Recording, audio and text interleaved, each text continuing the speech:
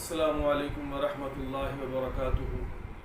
حضور نبی کریم صلی اللہ علیہ وسلم ایک مرتبہ تشریف لائے، صحابہ بیٹھے ہوئے تھے تو صحابہ کسی فکر کے اندر تھے۔ نبی علیہ السلام نے پوچھا کیا سوچ رہے ہو، کس فکر کے اندر ہو؟ تو صحابہ نے کہا کہ یا رسول اللہ، ہم اللہ کی پیدا کردہ چیزوں کے اندر، اللہ زمین اور آسمان کے اندر جو ہے نا وہ غور کر رہے ہیں۔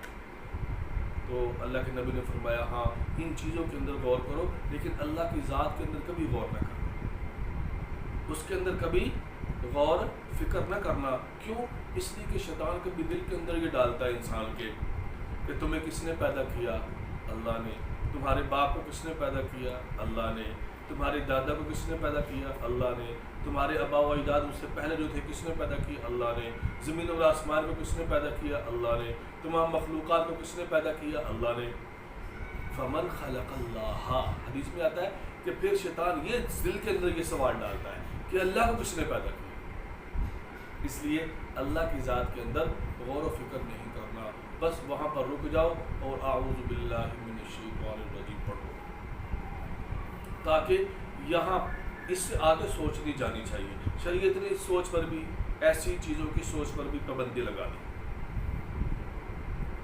لیکن بعض چیزیں ہیں وہ انسان کے بس کے اندر نہیں ہوتی، انسان ان کا متحمل نہیں ہے، ایسے خیالات آ ہی جاتے ہیں انسان کو، تو وہاں کوشش کرے سوچنا بند کر دے۔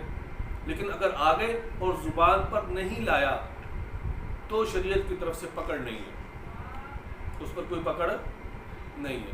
جیسے ایک صحابی آئے، یا رسول اللہ صلی اللہ علیہ وسلم کہ میرے دل میں ایسے خیالات آتے ہیں کہ اگر میں زبان پر لاؤں تو میں اس سے بہتر ہے کہ میں جل کر کوئلہ بن جاؤں۔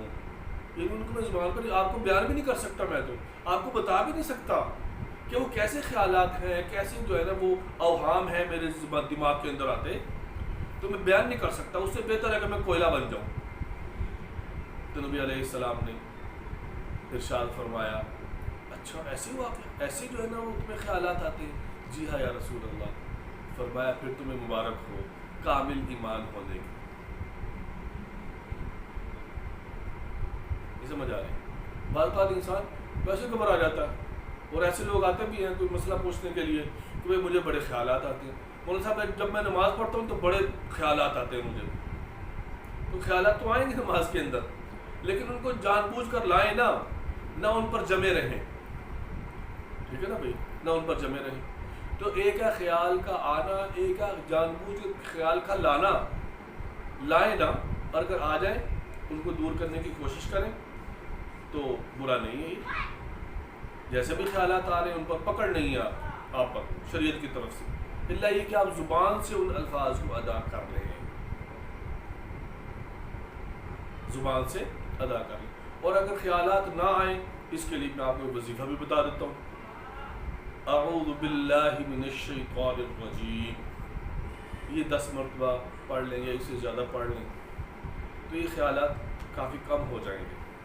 اور جب ان پر پکڑ ہی نہیں ہے تو پھر اس کے لیے فکر مند بھی نہیں ہونا چاہیے۔ اللہ کی مخلوق کے اندر غور کرنا ہے، اللہ کی ذات کے اندر غور نہیں کرنا۔ وما علینا الا البلاغ۔